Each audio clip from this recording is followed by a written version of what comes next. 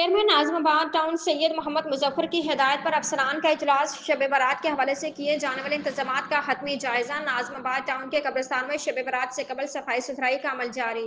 कब्रिस्तानों, मसाजिद, इमाम बारगाहों के एतराफ और अवामी इज्तिमा की जगहों पर सफाई के कामों को जल्द मुकम्मल करने की हिदायत। अतर सईद टाउन इंतजामिया की जानब से कब्रिस्तान आने वाले ज़ायरीन की सहूलत के लिए कैंप्स लगाए जाएंगे। कराची, नाज़िमाबाद टाउन के कब्रिस्तानों में शब बारात से कबल सफाई सुथराई का अमल जारी। चेयरमैन नाज़िमाबाद टाउन सैयद मोहम्मद मुजफ्फर की हिदायत पर अफसरान का इजलास, जिसकी सदारत vice chairman Noman Siddiqui, municipal commissioner Athar Saeed ने की। इजलास में शब बारात के हवाले से किए जाने वाले इंतजाम का तफसीली जायजा लिया गया।